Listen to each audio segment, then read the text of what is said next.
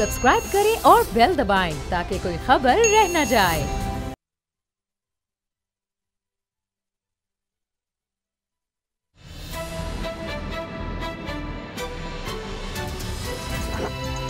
अब पता चला में आज आप जान सकेंगे। एटमी असासे दिवाली के लिए नहीं तो आए हम तैयार हैं। तर्जमान पाक फौज का भारत को पैगाम। जरदारी के खिलाफ एक और गवाह।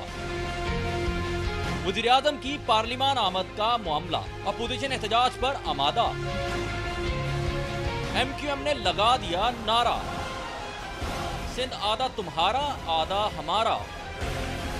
अस्सलामुअलैकुम नाज़रीन, प्रोग्राम अब पता चला में आपको खुश आमदीद कहेंगे। मैं हूं आपके साथ सहरिश ज़ुहैब और असद खरल साहब इस वक्त कोयटा स्टूडियो से हमारे साथ मौजूद है। बाबर डोगर साहब कराची स्टूडियो से हमें ज्वाइन कर चुके हैं, हमारे साथ मौजूद हैं। आज जो बहुत अहम प्रेस कॉन्फ्रेंस DG-ISPR की जानिब से की गई, मुख्तलिफ पहलुओं पर बात की गई और बड़े ज़बरदस्त पर्सपेक्टिव्स के साथ उन्होंने आज बात की है। उन्होंने कहा है जनाब के PTM को जितनी आज़ादी लेनी थी ले ली, अब मोहलत ख़त्म हो गई है। अगर आर्मी चीफ ने पहले दिन से प्यार करने की हिदायत ना की होती तो उनसे निमटना कोई मुश्किल काम नहीं था। भारत के हवाले से भी उन्होंने बयान दिया, उनकी तरफ से जो स्टेटमेंट दिया गया, उन्होंने कहा जो गरजते हैं वो बरसते नहीं हैं। भारत सच बताए हमारी स्ट्राइक से कितने जवान मारे गए हैं और जब चाहें आजमा लें। उन्होंने कहा ये ना तो वो कत्तर वाला वक्त है और ना वो फ़ौज है, लिहाजा जैसा हम लोगों ने फरवरी में जवाब दिया था बिल्कुल वैसा ही जवाब मिलेगा, आजमा कर देख लें। आज जो ये प्रेस कॉन्फ्रेंस की गई है बड़ी ज़बरदस्त प्रेस कॉन्फ्रेंस थी, बहुत अहम बातें उन्होंने की हैं। मैं चाहूँगी आप एक रिपोर्ट मुलाहिजा कीजिए ताकि आप उनकी ज़ुबानी सुने उन्होंने आज क्या कुछ कहा है। उसके बाद हम मौक़िफ़ लेंगे असद खरल साहब का और बाबर डोगर साहब। अंग्रेजी में नहीं कहना चाहता क्योंकि वो गलत हो जाएगा, लेकिन हमारी उर्दू में एक मुहावरा है कि जो गरजते हैं वो बरसते नहीं। ये है पाक फौज का दो टोक पैगाम भारत के नाम। भारत खित्ते में खेल रहा है कैसा घिनौना खेल। मेजर जनरल आसिफ गफूर ने दबंग प्रेस कॉन्फ्रेंस में इसका पर्दाफाश कर दिया और भारतीय गीदड़ भभकियों का किस्सा भी तमाम किया। पाकिस्तान की धमकी से डरने की नीति को छोड़ दिया। आए दिन हमारे पास न्यूक्लियर बटन है, न्यूक्लियर बटन है, यही कहते थे। हमारे अखबार वाले भी लिखते थे पाकिस्तान के पास भी न्यूक्लियर है, तो हमारे पास क्या है भाई? ये दिवाली के लिए रखा है क्या? आप बात करते हैं दिवालियों पे चलाने के लिए नहीं रखा, तो जब बात मुल्क की दिफा और सलामती की आती है तो हर किस्म की कैपेबिलिटी इस्तेमाल होती है और पाकिस्तान भी हक रखता है कि हर किस्म की कैपेबिलिटी इस्तेमाल करेगा। इसमें आपको कोई शक नहीं रहना चाहिए। अगर आपका दिल है तो आजमा लें। सच ये है कि मोदी ने सिर्फ इंतखाबात जीतने के चक्कर में बोला बड़ा बोल, लेकिन तर्जुमान पाक फौज ने भारतीय ड्रामे का खोल कर रख दिया बोल।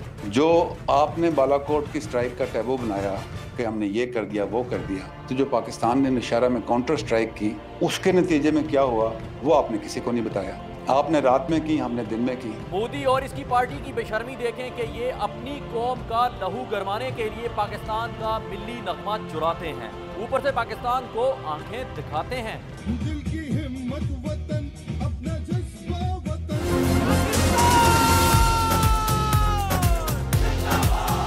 दिल की हिम्मत वतन, अपना जज्बा वतन, मन की सच्ची लगन, सीधा रास्ता वतन। खाई है ये कसम, खाई है बाखुदा, सुन ले दुश्मन सभी के वतन है सदा। देखें इस जवाब के बाद जंगी जुनून में मुब्तला मोदी और इसके चेले नया झूठ गढ़ेंगे या फिर कोई नया ड्रामा करेंगे। जी जनाब, रिपोर्ट आपने मुलाहिजा की, DG-ISPR की गुफ्तगू आपने खुद सुनी। सबसे पहले असद खरल साहब, मैं आपसे ये जानना चाहूँगी कि भारत के झूठ को बेनकाब किया, उसके साथ साथ बाकायदा तौर पर पेशकश की गई कि भी आए मुज़ाकरात से मामलात को हल करते हैं, बैठ के बातचीत करते हैं। उसके अलावा एग्रेशन का जवाब तो इनको इससे पहले मिल ही चुका है। उन्होंने कहा कश्मीर हमारी रगों में दौड़ता है और हमने भी कोई एटम बॉम्ब ऐसे ही नहीं रखा हुआ। तो अगर आप आजमा के देख लें, अगर आप हिम्मत करना चाहते हैं तो करके देख लें। बताएं कितने जवान मारे गए थे, स्ट्राइक हमने की, आपने रात में की थी, हमने दिन में की थी। किस तरह देखा आपने इस प्रेस कॉन्फ्रेंस को, खासतौर पर भारत के हवाले से जो बात किया उन्होंने? सैरिश, मैं समझता हूँ कि जितनी डिटेल से और हर एस्पेक्ट के ऊपर DG-ISPR साहब ने बात की है, मेरा ख्याल है आज हमारे जो 27 या 26 करोड़ जो अवाम है उनकी जो प्रेस कॉन्फ्रेंस उससे सर फख्र से बुलंद हो गया है। और पूरी दुनिया के अंदर आज जो धाक एक बैठी है कि पाकिस्तान की आर्मी, पाकिस्तान के इंटेलिजेंस इदारे, पहले भी ISI नंबर 1 थी, पूरी दुनिया मानती है। हमारी मिलिट्री इंटेलिजेंस, हमारी इंटेलिजेंस ब्यूरो, हमारे दीगर जो लॉ इन्फोर्समेंट इदारे हैं और जो पाक जो फौज की तीनों जो फजाइया, बहरिया और जो बरी फौज है, किस तरीके से उन्होंने खोल खोल के चीजें रख दी हैं। सैरिश, मैं समझता हूं कि जो प्रेस कॉन्फ्रेंस आज कर दी है ना, जिस तरीके से PTM को उन्होंने इंतहाई जबरदस्त तरीके से डिसमेंटल किया है बगैर ऑपरेशन के, जिस तरीके से उन्होंने इंडिया का दिखाया है कि असल चेहरा और उनकी ताकत और अपनी ताकत का पूरी दुनिया को बताया है, अपने इंटेलिजेंस इदारों की बताया है कि किस तरीके से एक एक चीज उन्होंने गिन के बताई है कि कंधार में आप किसको मिलते थे और कौन जाते थे NDS के, और फिर उसके बाद जलालाबाद में आप किसको मिलते थे, कौन सी डेट को कहां पे मिले, रा के कौंसलेट में जब हाई जो कमीशन में वहां पे किसको मिले, हवाला हुंडी के जरिए आपको पैसे कहां से आते थे, धरने की फंडिंग किसने दी, ये किस किस का कजन, किस किस का रिश्तेदार, कहां से उनको सारे ये मामला आ रहे हैं, एक एक चीज डेट वाइज, उसका वहां पे लोकेशन, बंदों के नाम, ये पूरी दुनिया के अंदर, ये पाकिस्तान के अंदर बैठ के, वो घर में बैठ के उन्होंने बात नहीं की। International media, Indian media, Pakistan की पूरी दुनिया देख रही थी, और जिस तरीके से उन्होंने सबूत रखे और उन्होंने बताया कि वो भी जरा बताएं कि जब हमने आपको 4 किया, हमने 6 किया, आपकी गन पोजीशन किस तरह चेंज हुई, आपके जो एमुनेशन है वो बताएं, उसकी क्या पोजीशन है, हालत है। मैं समझता हूं कि जिस तरीके से अब मामला क्या है सैरिश, ये जो प्रेस कॉन्फ्रेंस की गई, इसके ऊपर बिलावल साहब का रद्द-ए-अमल आ गया, और चीजें आएंगी, पार्लियामेंट के अंदर मामला जाया जाए, बहुत सारी कहानियां आएंगी। मैं चाह रही हूं स्टेप बाय स्टेप हम आगे चलेंगे। फौजी सबसे पहले जो भारत के हवाले से उन्होंने बात की है ना, 18th अमेंडमेंट के ऊपर हम कोई डरेंगे नहीं, नैब गर्दी की बात की है, अंदाज में उन्होंने जवाब दिया भारत बिलावल साहब ने कि भाई आप लोगों ने अगर दिवाली के लिए नहीं रखा हुआ एटम बॉम्ब, तो हमने भी जनाब, आप हमें आजमा कर देख लें। जिस तरीके से बेनकाब किया है भारत के झूठ को बाबर डोगर साहब, उन्होंने कहा भी खित्ते में अभी भारत पर है कि वो क्या चाहता है, अमन चाहता है, तरक्की चाहता है, या गुर्बत चाहता है, या वो उस पर डिपेंड करता है। उन्होंने वाज़ेह तौर पर कहा है कि भाई कश्मीर हमारी रगों में दौड़ता है, अमन के लिए हम बात करना चाहते हैं, आप भी आएँ, मुज़ाकरात की मेज़ पर बैठकर बात करें। और जिस ज़बरदस्त अंदाज में ये DG ISPR ने ये ब्रीफ किया ना, आप इमेजिन कर लें वो वक्त जब वहाँ पर स्ट्राइक हुई या जो कुछ किया गया, उनकी ऑफिशियल्स के बाद बात करने के लिए कुछ था नहीं, और वो सेटिस्फाई अपने मीडिया को कर नहीं पा रहे थे। तब ये सोशल मीडिया पर लोग बोल रहे थे कि भाई इनके DG ISPR से सीखें किस तरीके से अवाम को ब्रीफ किया जाता है और किस तरह हकाइक सामने लाए जाते हैं, कैसे उनके नॉलेज में सब कुछ होता है। आज की इस प्रेस कॉन्फ्रेंस में बड़ा दो टोक जवाब दिया है भारत। सैरिश, DG ISPR general Asif Ghafoor जो है, उन्होंने बड़ी तहजीब के दायरे में रहकर बात की है। अगर असल में मैं बात करूं तो वो ये है कि जो भोंकते हैं ना वो काटते नहीं हैं। जिस तरह से उनका मीडिया जंग की कैफियत पैदा कर रहा था, और जिस तरह से मोदी साहब की जो लैंग्वेज थी, वो जिस तरह से बातें कर रहे थे, आप देखिए कि प्राइम मिनिस्टर ऑफ पाकिस्तान वो अमन की बात कर रहे हैं, वो उनसे कह रहे हैं कि आओ यार बैठो, बैठ के हम मामला तय करते हैं। इस खित्ते में 1.25 अरब की आपकी आबादी है, 22 करोड़ यहाँ पर लोग रहते हैं, ट्रेड करें, बात करें, अमन की बात करें। लेकिन आगे से जवाब आ रहा है कि जंगी जुनून पैदा किया जा रहा है, इंडियन मीडिया जो है वो जंगी जुनून पैदा कर रहा है, मोदी साहब जंगी बातें कर रहे हैं सिर्फ एक इलेक्शन जीतने के लिए, और उसके बाद इंडिया उसका ज़्यादा नुकसान इंडिया को हुआ, पाकिस्तान को नहीं हुआ। वहाँ पर जो अक़लियतें थीं वो जिस तरह से उन पर जुल्म ढाया गया, जिस तरह मुसलमानों पे, कश्मीरियों पे जुल्म ढाया गया, यहाँ तक कि इंटरनेशनल मीडिया, सबसे जो अहम चीज़ थी वो थी इंटरनेशनल मीडिया, जिस तरह उन्होंने इस सारी चीज़ को कवर किया। ये पहली दफ़ा मैंने अपनी ज़िंदगी में देखा कि इंटरनेशनल मीडिया ने हक़ाइक़ की बुनियाद पर बात की, उन्होंने इंडियन मीडिया को एक्सपोज किया, उन्होंने इंडियन गवर्नमेंट को एक्सपोज किया, और ये जो इंडिया लेके बैठा हुआ ना इतनी बड़ी फौज, उन्होंने उसको भी एक्सपोज कर दिया कि जनाब इनके जो तैयारे हैं उनकी क्या कंडीशन है, इनकी फौज का जो मोराल है वो कहाँ पर खड़ा हुआ है, और उसके बाद उनके पास रिसोर्सेज क्या हैं। इतनी बड़ी फौज रखी हुई है कश्मीर में, आप देखिए कि 10 लाख फौजी वो रखे हुए हैं, उनको कश्मीरी बेचारे जो हैं वो पत्थरों से लड़ रहे हैं, और उनको किस तरह से जवाब दिया जा रहा है। तो ये सारी चीज़ें इंटरनेशनल मीडिया ने बेनकाब की, उन्होंने जो फैक्ट थे वो सामने लेके आए। तो अब आसिफ गफूर साहब आज भी उन्होंने यही कहा है कि भाई अगर प्यार से बात करोगे तो हम बैठ के बात करने को तैयार हैं, लेकिन अगर आप ये समझते हैं कि आपके पास एटम बम है या आपकी फौज ज़्यादा है, तो फिर याद करो कि अभी तो 2 महीने भी नहीं गुजरे, जो हमने जवाब दिया था वो याद है। जिस तरह से दिन दिहाड़े उन पे अटैक किया गया और उन्होंने ये भी कहा कि जनाब वो जो आपके असले खाने पे जो अटैक किया था आप बता दें, वो भी अपनी कौम को बताएं कि वो अब असला चल सकता है या नहीं चल सकता। और उसके बाद जो F-16 के आप सोचें कि F-16 के बारे में उनके लोकल मीडिया जब उनकी अपने फौजियों से उनके जो अफसरान हैं उनसे सवाल पूछ रहे हैं कि जनाब वो त्यारा कहाँ पर गिरा और उसकी डिटेल्स मांग रहा है, तो उसके बाद सिर्फ एक पतरी थी दिखाने के लिए, जी ये पतरी जो है ना ये F-16 में लगी होती है, ये हमारे पास है और कुछ नहीं है। तो सारी चीजें एक्सपोज होगी। हमारा DGISPR आप देखिए उन्होंने जितने क्लेम किए हैं वो सारे विद एविडेंस साबित किए हैं, मीडिया को दिखाया, सारी दुनिया को दिखाया। बालाकोट पे जहाँ पर अटैक किया गया वहाँ पर इंटरनेशनल मीडिया को लेके गए, उनको दिखाया कि जनाब ये कहाँ पर ये आप देख लें कि वो कहाँ पर वो लोग हैं जिन पे अटैक किया गया, कहाँ वो बिल्डिंग है, कहाँ पर वो मलबा है। तो इंडियन जो अवाम है अब उनको देखना है, उनको डिसाइड करना है कि क्या उनको ऐसे रूलर्स चाहिए, ऐसे हुक्मरान चाहिए जो खिते में जंगी जुनून पैदा कर रहे हैं, अपनी आवाम से झूठ बोल रहे हैं और झूठे खाने के बावजूद उनके अपने पॉलिटिशियंस ने भी ये बात मानी है कि भाई ये वाकई ये मोदी साहब ने करवाया था, ये सारा ड्रामा था, सिर्फ इलेक्शन के लिए था।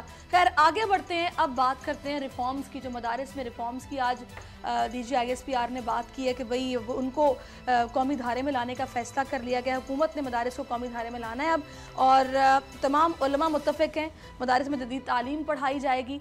इस सारी सूरत हाल में जब ये रिफॉर्म्स की बात हुई है तो उन्होंने बड़ा ज़बरदस्त पर्सपेक्टिव देते हुए ये सारी बात की और ये वाज़े किया है कि भाई हम किसी भी किस्म के बैनुल-अक़वामी प्रेशर के तहत काम नहीं कर रहे हैं, पाकिस्तान अपनी हिकमत अमली के तहत चल रहा है। और पहले ज़ाहिर सी बात है दहशतगर्दी के खिलाफ जंग थी, वो एक फ़ेज़ था, उसमें तकरीबन कामयाबी मिली है, उसके बाद ये अब अगला फ़ेज़ है। खरल साहब क्या ख्याल है आपका? देखिए सैरिश, मैं समझता हूँ कि जिस तरीके से 1-1.5 घंटे में हम रोज़ बैठ के भाषण दे रहे होते हैं, सारे प्रोग्राम हम एंकर बड़ा करते हैं, लेकिन जिस लॉजिक के साथ इंतहाई मुख्तर वक्त में इंडिया को, पूरी दुनिया को, पाकिस्तानी अवाम को, PTM के जो खैर खाद है, जिस तरीके से उन्होंने मैसेज दिया मदारस के ऊपर आ जाते हैं। और फजल रहमान साहब का रिएक्शन भी आ गया, आपने देखा पूरी कौम जो है इस वक्त वो पाक फौज के साथ खड़ी है। इवन के मेरा ख्याल है आज ये प्रेस कॉन्फ्रेंस जो होगा, ये प्रेस कॉन्फ्रेंस जो होगी, ये इंडियन हुकूमत के लिए भी एक स्पाई, उनके पास भी कोई लाजवाब करके रख दिया उन्होंने। अब मामला जो मदारस की बात, उनका 30,000 मदारस हैं, 30,000 में से मैक्सिमम 100 वो मदारस थे जो कि अब वो भी डिसमेंटल हो चुके हैं। नेशनल एक्शन प्लान जब इन लेटर एंड स्पिरिट अब इम्प्लीमेंट हो चुका है, जो इंतहा पसंदी की तरफ लेके जाते थे। उसके अंदर उन्होंने कहा कि हम चाहते हैं कि उनको कौमी धारे में लाया जाए। तमाम पाकिस्तान के उलमा इकराम, पाकिस्तानी कौम इस पर मुतफिक है, सिवाय फजल रहमान साहब के, जो उनका अंदर की चीज़ आ गई है, क्योंकि उनके ताने या कहीं उनके मास्टर लगता है और है कोई 100।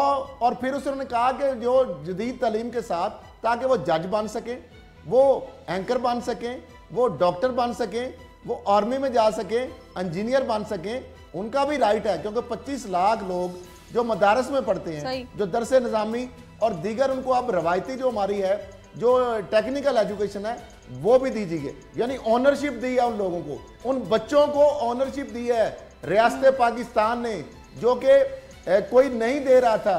अमेरिका ने यूज किया, उस वक्त बड़े अच्छे जादी लगते थे 80s की दहाई में। रशिया के जब आपको पता जिस तरह डिसमेंटल किया, मौलाना साहब तो कह रहे हैं ये कौन होते हैं निसाब डिसाइड करने वाले, इनका तो इख्तियार ही नहीं है, वो ये नहीं देख रहे कि इसमें मैसेज क्या दिया गया है। आप सुन ले सैरिश, बात ये है, मुझे ये बताएं कि मौलाना फजल रहमान साहब ने डिसाइड करना है। पूरे पाकिस्तान के तमाम मुकातबे फिक्र के उलमा इकराम ने आर्मी चीफ साहब से, हुकूमत के जो मुतलका स्टेक होल्डर से बात की, वो सारे इस पर कंसेंसस भी हैं। अब ये जिस तरह आपने देखा PTM को जिस तरह पीपल्स पार्टी ने यूज करने की कोशिश की, नेशनल प्रेस क्लब में पीपल्स पार्टी का फंक्शन था, ले PTM को गए। अब फरतुल्लाह बाबर साहब उनको मिल रहे हैं। मैं कहता हूँ जिस तरीके से अब एक्सपोज कर दिया है ना PTM को भी उन्होंने, अब PTM को अब अगर उनको कोई सपोर्ट करता है, या वो जो यूथ जो उनको बहकावे में आ रहे थे, मेरा ख्याल है जो अहमद मीर साहब ने ये सवाल किया ना, और जिसका उन्होंने बड़ा ज़बरदस्त जवाब दिया, उनका क्या, अगर आपको ये इमरान खान साहब को पता होता कि राह से फंडिंग है, NDS से फंडिंग है, तो क्या आप उस धरने में जाते? अब तो पूरी दुनिया को उन्होंने बता दिया है। अब भी अगर पीपल्स पार्टी या कोई बंदा उस क़यादत उन लोगों की जिनके हैंडलर, जिनके जो फंडिंग और जो कहाँ से आते हैं, क्या मामला हैं, अब उनको अगर कोई सपोर्ट करता है और जो लोग जो उनके बहकावे में आए थे, तो फिर अब समझ आ जाएगी कि ये लोग फिर किसके पाकिस्तान के खिलाफ जो फौज को गालियां निकाले वो उनके मुतालबा उनका हम भी मानने के लिए तैयार हम अग्रेसिवली हवाले से भी बात करेंगे, लेकिन अभी जो तंजीमों के खिलाफ ऑपरेशन की जो आज ये बात हुई है, और दूसरा बिल्कुल ठीक कह रहे हैं आप, बिल्कुल ठीक कह रहे हैं। दूसरा ये जो मदारिस के हवाले से इसको मेन स्ट्रीम में लाने की बात हुई है, खरल साहब ये वाज़ेह कर दिया गया कि भाई किसी भी किस्म का वो गलत फहमी में ना रहे, कोई बैनुल-अक़वामी प्रेशर नहीं है, किसी भी किस्म का दबाव नहीं है, अपनी मर्जी से सही वक्त पर और अपनी मर्जी के अपनी हिकमत अमली के मुताबिक हम काम करते हैं। और ये जो सियासी जमातें बिला वजह के तासुर देने की कोशिश करती हैं कि भाई किसी न किसी किस्म का बैनुल-अक़वामी प्रेशर है जिसकी वजह से सब कुछ किया जा रहा है, उसको आज उन्होंने बिल्कुल कह दिया कि भाई तरदीद की ऐसी कोई बात नहीं है। आप इसको किस तरह देख रहे हैं? जी बाबर साहब। सैरिश बहुत देर कर दी, मेहरबान देखिए सैरिश मुझे ये बताएं कि इसमें बैनुल-अक़वामी प्रेशर कहां से आ गया? कर दिया है तो बहुत अच्छा है। का फायदा है, पाकिस्तान के वो बच्चे 25 लाख में। मैं इस हवाले से आपको एक चीज बड़ी क्लियर कर दूं। एक मिनट में बाबर साहब आप कंटिन्यू कीजिएगा। ये पिछले 20 साल से सुन रहे थे कि जी मदारिस रिफॉर्म्स आ रही हैं, मदारिस को रिफॉर्म मेन स्ट्रीम में लेके जाया जा रहा है, लेकिन इसमें हमेशा जो आड़े आती थी वो पॉलिटिकल पार्टीज आती थी। अपने चंद वोटों के लिए, चंद 100 वोटों के लिए इन्होंने नेशनल एक्शन प्लान पे अमल दरामद रोका हुआ था। इन्होंने मदारस को मेन स्ट्रीम में जो लाने के लिए जो एफर्ट थी उनको रोका हुआ था। PMLN के जिस तरह से पंजाब में लिंक थे वो किसी से ढके छुपे नहीं है, और वो सबको पता कि किस तरह से PMLN यहाँ पर सपोर्ट करती रही है, मदारस रिफॉर्म में सबसे बड़ी रुकावट रही है। तो अब मेरा ख्याल है कि चूँकि ये डिसीजन इसको वेलकम करना चाहिए। 25 लाख तलबा हैं, 30,000 मदारिस हैं, उनके स्टूडेंट जो हैं उनका भी राइट है कि वो भी डॉक्टर्स बने, वो भी इंजीनियर्स बने। इससे पहले यही देखते थे कि मदारिस के जो स्टूडेंट्स हैं वो बेचारे अल्टीमेटली मसाजिद के अंदर तक ही महदूद थे, इससे बाहर नहीं थे। अब उनको एक बहुत बड़ी अपॉर्चुनिटी मिल रही है। पॉलिटिकल गवर्नमेंट जो है उसको चाहिए कि वो अब किसी प्रेशर में ना आए और उनको मेन स्ट्रीम में लेके आए, और उसके साथ साथ एजुकेशन के स्टैंडर्ड्स को भी बेहतर करें। अब जो जिस तरह से सरकारी तालीम का हाल है, ये ना हो कि मदारिस से जो निकले हैं वो बेचारे अब इधर आए तो उनसे उनका इससे भी बुरा हाल हो जाए, क्योंकि मदारिस में अमूमन वही बच्चे जाते हैं जिनका बैकग्राउंड आपको पता है, जो एजुकेशन को अफोर्ड नहीं कर सकते। मदारिस में उनको एजुकेशन भी मिलती है, उसके बाद खाना भी मिलता है और बोर्डिंग भी मिल जाती है। तो ये सारी चीज़ें इस पे काम होने वाला है। इस पे जो 25 लाख बच्चे हैं उनको अगर आप मेन स्ट्रीम में लेके आ रहे हैं तो उनका सारा सिस्टम देखना पड़ेगा मदारिस का कि जो ये उसके बाद जो अगला है वो ये है कि इसके चंदे पे भी बैन लगाया जा रहा है। तो ये सारी चीज़ें जो है ये गवर्नमेंट पॉलिटिकल गवर्नमेंट जो अल्टीमेटली इनको देखनी पड़ेंगी। और खास तौर पे अब सिंध में पे पार्टी के हवाले से जो पे पार्टी इसको कैसे डील करती है ये चीज़ भी देखने वाली है। बिल्कुल।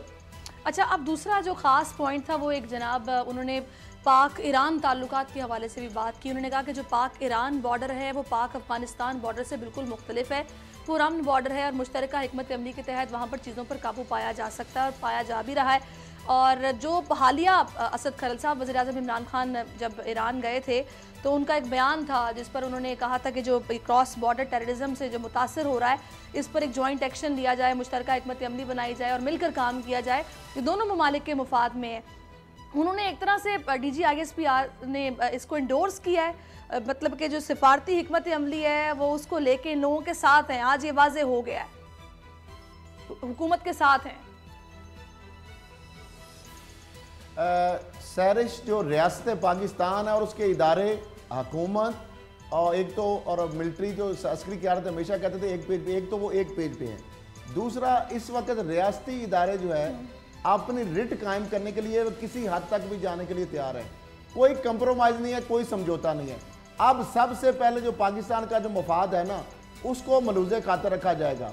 जो पाक ईरान बॉर्डर की बात की, आपने देखा कि पाक अफगानिस्तान बॉर्डर के ऊपर जियो फेंसिंग हो रही है, वहाँ पे पोस्ट बन रही हैं, और बावजूद इसके आपको पता है कि ऑरेंज ट्रेन के लिए पैसे थे, इसहाक डार साहब ने इनकार कर दिया था, 270 अरब ऑरेंज ट्रेन के लिए ले लिए, लेकिन उन्होंने कहा जी हमें पाक अफगान बॉर्डर के ऊपर तार लगाने के लिए हम पैसे नहीं देंगे, हमारे पास फंड नहीं है। आज वो भी लग रहा है। उसके बाद अब पाक ईरान बॉर्डर के ऊपर, तो मैं समझता हूँ कि अगर ये सरजमीन हमारी, ये दो बॉर्डर अगर हमारे कवर हो जाते हैं तो दरअंदाजी का किसी को मौका नहीं मिलेगा। क्योंकि मसला क्या है, हमने अपने तो इलाके साफ कर लिए, पाकिस्तान को दहशतगर्दों को से साफ कर लिया। अब पाकिस्तान की सरजमीन दहशतगर्दी के लिए कभी भी इस्तेमाल नहीं हो सकती, पॉसिबल नहीं है। अब क्या है कि जो अक्रॉस द बॉर्डर लोग इधर आ सकते हैं या उधर आने चांस है, हम चाहते हैं वो भी खत्म हो जाए। इससे दोनों मुल्कों को फायदा है, इससे अफगानिस्तान को फायदा है, इससे ईरान को फायदा है और पाकिस्तान को फायदा है, ताकि दोबारा, क्योंकि इंडिया जो है एनटीएस और राह के जरिए कभी अफगानिस्तान से पाकिस्तान में दाखिल होने की कोशिश करता है, कभी ईरान से दाखिल होने की कोशिश करता है। कलभूषण याद है नेटवर्क आपने देखा ना, बरास्ता ईरान दाखिल हुआ था, फिर अफगानिस्तान के जरिए जिस तरह आता है। तो मामला ये है जो अभी पीटीएम ने सर उठाया है, जो काफी तनकीद का निशाना भी वज़ीर आज़म को बनाया गया था कि किस तरीके से उन्होंने वहां जाके बयान दे दिया, बिलावल बयान देते हैं तो दुश्मन कहा जाता है। सही, हालांकि उन्होंने जो ये बयान दिया था ये उन्होंने मुश्तरका कि दोनों ममालिक का ये मसला है, तो मुश्तरका हिकमत अमली से इसको हल किया जा सकता है आगे आने वाले वक्त में भी, क्योंकि हमारे पास एग्जाम्पल्स हैं। आप देख लें, कुलभूषण यादव की एग्जाम्पल हमारे साथ है, फिर और माड़ा में जो वाकया पेश आया था वो भी उसके ताने बाने भी ईरान से मिले थे, जिसके बाद एहतजाज भी किया गया, बात भी की गई थी वज़ीर ख़ारजा शाह महमूद कुरैशी साहब की जानिब से। बाबर साहब अब आगे आ जाते हैं, अब आ जाते हैं पीटीएम की बात करते हैं। बड़ी अहम उन्होंने बात की है, उन्होंने कहा कि भाई अब जितनी आज़ादी लेनी थी वो ले ली है, अब मोहलत ख़त्म हो गई है। पहले दिन प्यार से बात करने की हिदायत ना की होती आर्मी चीफ ने तो इनसे निमटना कोई मुश्किल काम नहीं था। कुछ सवालात भी उन्होंने उनके सामने रखे हैं। आप जानते हैं, उन्होंने पूछा कि आप रियासत पाकिस्तान का हिस्सा हैं जनाब, यहाँ पर अफगानिस्तान का मंजूर पश्तीन का कौन सा रिश्तेदार है जो कंधार में भारतीय काउंसलेट गया था, रॉ ने इनको पैसे कितने दिए, ये बड़े अहम सवालात हैं। जब वो सर काट कर फुटबॉल खेले जा रहे थे तो किधर थे ये लोग? सर, ये इस सारी सूरत हाल में आपका क्या मौक़िफ़ है? क्योंकि कुछ एक जमात आज इसकी उन्होंने बात भी की है कि भाई राव अनवार उनका बच्चा है। बड़ी अलार्मिंग बात है ये उस जमात के लिए कि उन्होंने कहा कि राव अनवार उस जमात का बच्चा है जो सपोर्ट करती है इस तरह की तंजीमों को या जमातों को। सैरिश पीटीएम के हवाले से उन्होंने दो इश्यूज़ को डिस्कस किए। पहले तो पीटीएम के हवाले से उन्होंने ये कहा कि ऑफ कोर्स ट्राइबल एरिया था, वार हिट एरिया था, ऑपरेशन वहाँ पर चल रहा था, लोग जो थे उन्होंने बेताशा मसाइल जो थे उनका सामना करना पड़ा। तो इनिशियली तो ये समझा गया कि ये एक ऐसी एक पार्टी है जो कि लोकल लोग हैं उनके मसाइल की निशानदेही कर रही है, और उसके बाद वो बढ़ती उन्होंने डायरेक्टली हिट करना शुरू कर दिया पाकिस्तान की स्टेट को, रियासत को, अफवाज पाकिस्तान को, और वहाँ तक भी फ़ौज ने तहम्मुल और बर्दाश्त का मुजाहरा किया।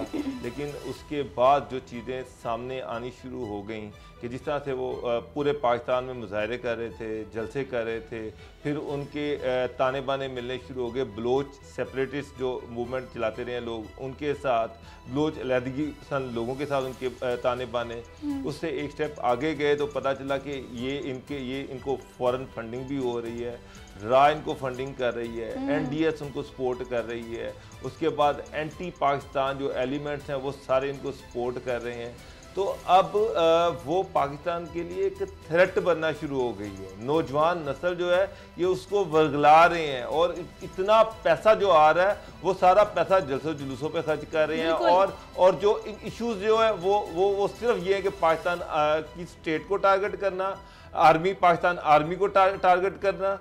अब इससे आगे जो इशू ये है कि इनको अब हैंडलिंग किस तरह से करनी है। वो लोग अब जो एविडेंसेस आए हैं जिसमें साबित हो रहा है कि किस तरह इनके एनडीएस से ताल्लुकात हैं, राह से ताल्लुकात हैं, उनसे फंडिंग हो रही है, पैसा आ रहा है। जिस तरह से आज जनरल आसिफ गफूर ने सारी चीज़ें सारे विद एविडेंसेस वो जो बातें की हैं कि जो उनकी फंडिंग की बातें की हैं, तो आइनी तौर पर अब रियासत का, स्टेट का ये भी जिम्मेदारी है कि वो इनके खिलाफ कानूनी चारा जो। अच्छा, अभी ये जो आपने टारगेट करने की बात की है ना, मैं इस पर बिलावल की प्रेस कॉन्फ्रेंस का हवाला दूंगी। असद खरल साहब, मुझे ये बताएं, ये बिलावल ने आज इतना बड़ा बयान दिया, उन्होंने कहा है कि वज़ीर आज़म इमरान खान जो हैं वो इस तरह के बयानात DG ISPR से अपना नैरेटिव कहलवा रहे हैं, और दूसरा उनकी जानिब से जिस तरीके से ये कहा गया है, उनको पता है उन्होंने क्या कहा है, कोई जस्टिफिकेशन है इस बात की? ये तो डायरेक्ट इदारों को मलाइन करने वाली बात है कि आप अपने आप को बचाने के लिए किसी को कुछ समझ नहीं रहे, क्या इदारा, क्या फ़ौज, क्या अदलिया, क्या पार्लियामेंट, मतलब कुछ भी नहीं। या उनको अंदाज़ा है कि उन्होंने क्या बात की है? मैं इस पर आपका मौक़िफ़ लूँगी, लेकिन अभी मुझे ब्रेक लेनी है, ब्रेक के बाद वापस आते हैं।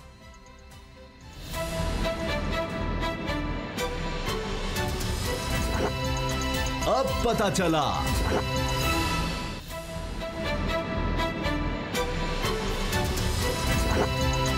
अब पता चला। Welcome back. और ब्रेक से पहले मैं असद खरल साहब से सवाल कर रही थी। असद साहब, जो अभी ये डीजी आईएसपीआर की प्रेस ब्रीफिंग पे बिलावल भुट्टो जरदारी का रद्द-ए-अमल आया है सर, वो बड़ा अजीबो-गरीब रद्द-ए-अमल है। उनकी जानिब से कहा गया कि वज़ीर-ए-आज़म सियासी बयानात दिलवा रहे हैं आईएसपीआर से, डीजी आईएसपीआर से।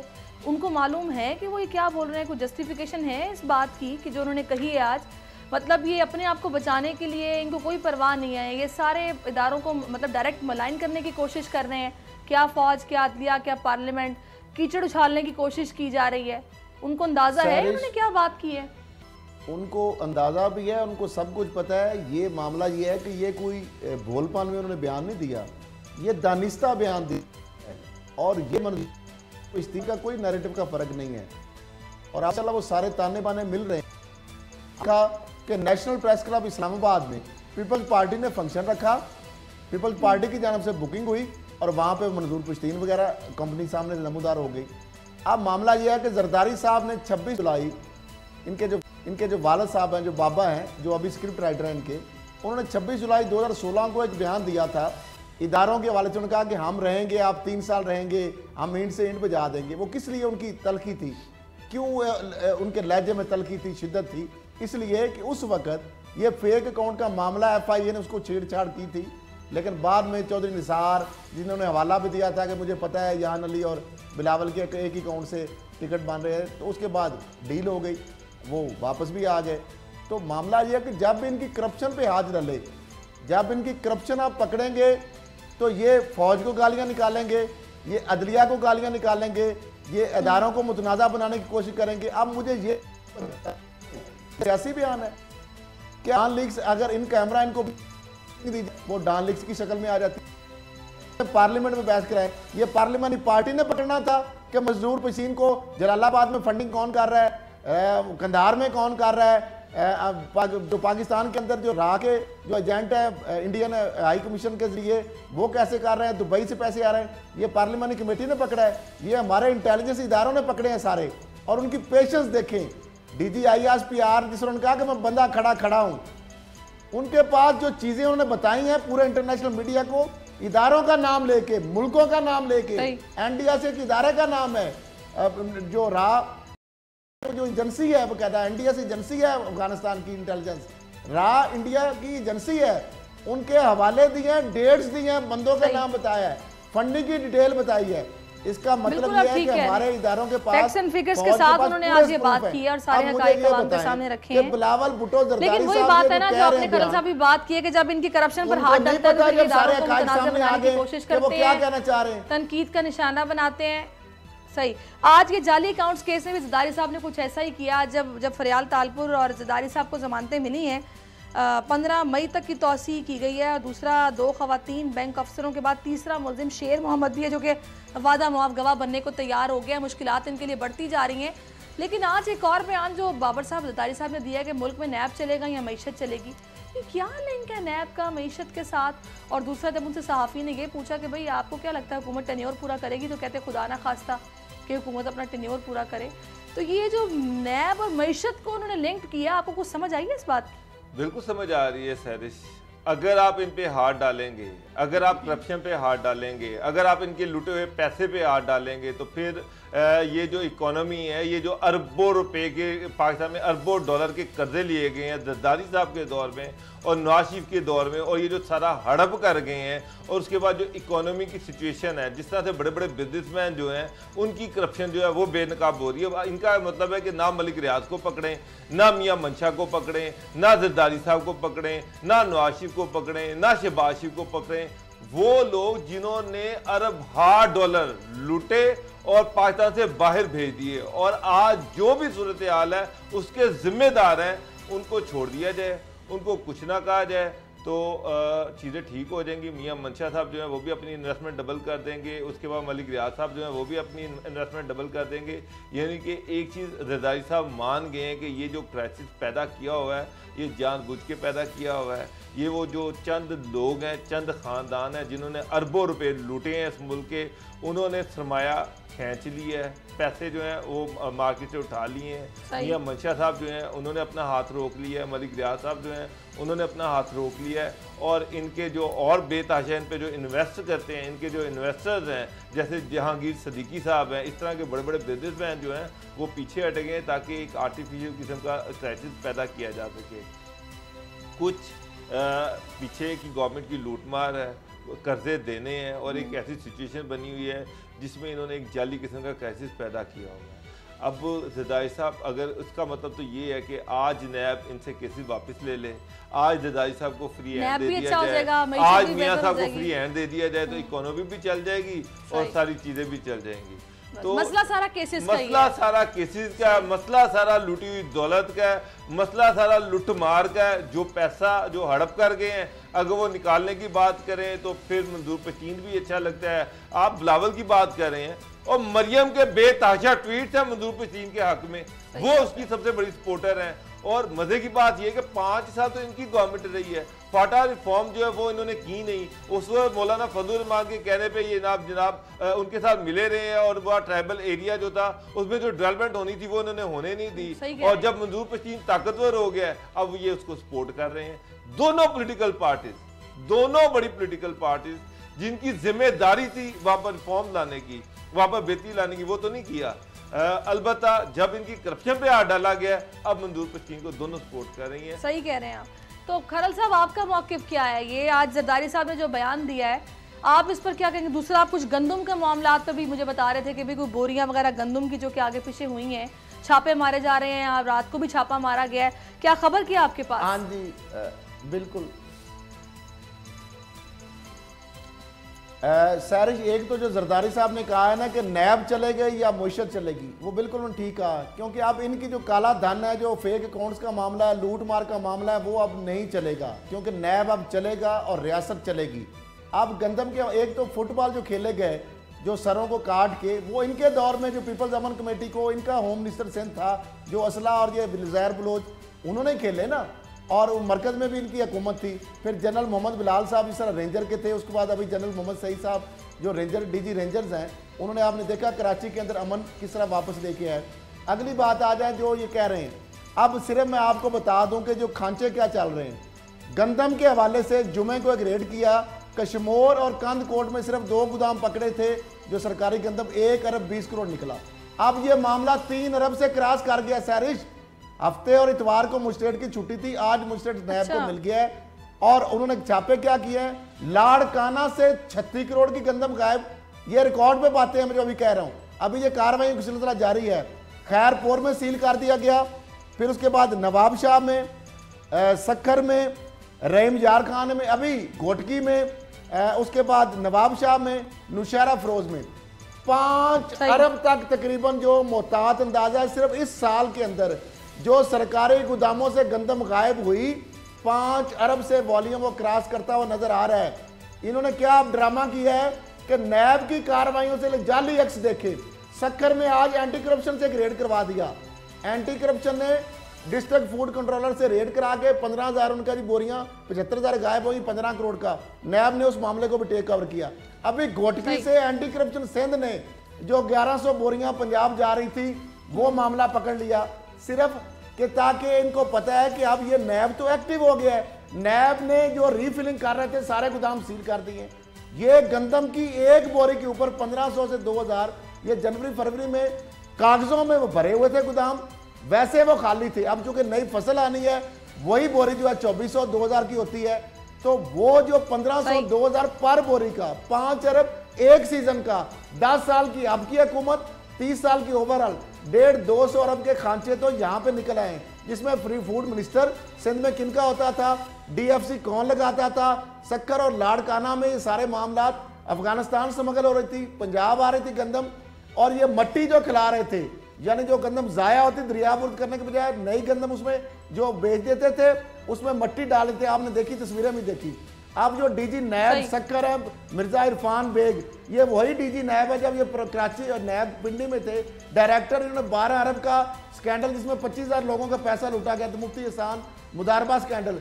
फिर 126 अरब रुपए के जो मुल्ज़म मरकजी था तुकीर सादक को अबू धाबी से लाए, तो मामला ये है कि जो नैब आज है चीखें निकल रही हैं। बात सर वही है ना कि जहां देखो करप्शन है, अब ये गंदम के मामले में भी करप्शन की जा रही है, लाड़काना से आप बता रहे हैं, खैरपुर से बता रहे हैं कि इस नैब की क्या मजाल, अब वही नैब है और अब इनकी चीखें निकल रही हैं। अब जरदारी साहब क्यों नहीं बयान देते? सही कह रहे हैं, चीखें निकल रही हैं, बिल्कुल चीखें निकल रही है बाबर साहब। अब ये देखें ना कि ये करप्शन के तो ऐसे केसेस हैं कि बस खुलते ही जा रहे हैं, ना खत्म होने वाला सिलसिला है। इनके लाड़काना में बिलावल के अपने हलके में HIV एड्स जिस तरीके से वहाँ पे मरीजों में तशखीस हो रही है और इंकशाफ हो रहा है, एक बड़ी तादाद केसेस की रिपोर्ट हो चुकी है। सिंध में आप ये देख रहे हैं कि असेंबली का इजलास हुआ, गर्मा गर्मी हुई। MQM ने पिछले दिनों आपको पता जलसा भी किया है, उनकी तरफ से नारा लगाया गया सिंध आधा तुम्हारा आधा हमारा। उनकी आप बैड गवर्नेंस है, आपकी करप्शन है, तो आप लोग लिहाजा इसलिए आधा तुम्हारा आधा हमारा। फिर उस पर आज ये गर्मा गर्मी हुई, उन्होंने कहा है जनाब नादिर मक्सी साहब ने कि जब तक एक सिंधी जिंदा है ना, सिंध कभी तकसीम नहीं होगा। आपने तकसीम की बात नहीं करनी, गवर्नेंस जैसी भी है बर्दाश्त करें। सैरिश, एक तो चीज़ ये है कि जिस तरह पंजाब में जनूबी पंजाब महरूमियों का शिकार है, कराची एक बड़ा शहर है। आप देखें कराची के जो मसाइल हैं वो बढ़ते जा रहे हैं, कम नहीं हो रहे। फिर पार्टी जो है उसका फोकस नहीं है। जो PTI है उसकी फेडरल गवर्नमेंट है, वो पैकेज का तो अनाउंस करते हैं लेकिन उसको खर्च किस तरह से करना है उनके पास कोई उसका मैकेनिज्म ही नहीं है। लोकल गवर्नमेंट कह रही है कि जी हमें सिंध गवर्नमेंट काम नहीं करने देती। सिंध गवर्नमेंट जो है वो कहती है कि फेडरल गवर्नमेंट हमें पैसे नहीं देती। फेडरल गवर्नमेंट कहती है कि सिंध गवर्नमेंट करप्ट है। और इस तरह से कराची का सारा इशू चल रहा है। अब जारी बात है कराची के लोग जो है महरूमियों का शिकार हैं, तो वो तो इस बात को लेकिन असल जो इशू है PTI ने भी जलसा कर लिया, उसके बाद MQM ने भी इशू कर लिया। सैरिश, जो लोगों के इश्यूज हैं, बेरोजगारी, गुर्बत, महंगाई, रोजे आ रहे हैं, महंगाई कंट्रोल में नहीं आ रही। किसी एक लीडर ने महंगाई की बात नहीं की, किसी एक लीडर ने गुर्बत की बात नहीं की। वो सिंध को अलहदा करने चले हुए हैं। किस तरह से अलहदा होगा मुझे बताएं। कॉन्स्टिट्यूशनल रिक्वायरमेंट है, सिंध असेंबली से वो रेजोल्यूशन पास होनी है, 2/3 मेजोरिटी यहाँ पर चाहिए, 2/3 मेजोरिटी वफाक में चाहिए। जब आपके पास गवर्नमेंट होगी उस वक्त आप बात कर लें, लेकिन जो असल इश्यूज हैं, जो अवाम के इश्यूज हैं, उसकी बात करें। अवाम के इश्यूज पर बात नहीं हो रही है, बल्कि बातचीत इस बात पर की जा रही है, मुज़ाकरात मुलाकातें इस बात पर हो रही हैं कि वज़ीर आज़म की आमद को किस तरीके से मुमकिन बनाएं कि वो असेंबली के इजलास में आकर शिरकत किया करें। बार बार कहा जाता है जी उन्होंने कहा था सेशन किया जाएगा 3 घंटों का, मैं सवालात के जवाब दिया करूंगा। कहाँ गए वो दौर? अगर इजाजत दें तो सेनेट में मुतफिका बिल एक पास हो गया है। अगर इजाजत दें तो सेनेट में एक मुतफिका बिल पास हो गया है। टाइम वैसे खत्म हो गया है सब साहब। मैं चाहूंगी इस बिल के हवाले से आप अगले प्रोग्राम में जरूर बताएं। फिलहाल मैं बस कहूंगी जो अवामी मसाइल हैं उन पर तवज्जो बिल्कुल भी नहीं है, मुल्ज़म को और इदारे को उन पर तवज्जो बताया जाएगा और रीजन दी जाएगी। सही, उन पर तवज्जो बिल्कुल नहीं है, बल्कि नजर इस बात पर रखी जा रही है कि वज़ीर आज़म की आमद के लिए माहौल को साजगार बनाया जाए, वो ज्यादा जरूरी है। अवामी मसाइल तो डिस्कस होते रहेंगे, जब भी होने होंगे, उसका कोई इतना मसला नहीं। बहुत शुक्रिया असद खरल साहब, बाबर डोगर साहब। नाज़रीन इंशाअल्लाह फिर से कल हाजिर होंगे, कल तक के लिए अल्लाह हाफ़िज़।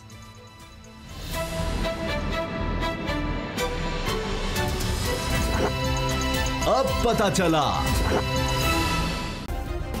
सब्सक्राइब करें और बेल दबाएं ताकि कोई खबर रह न जाए।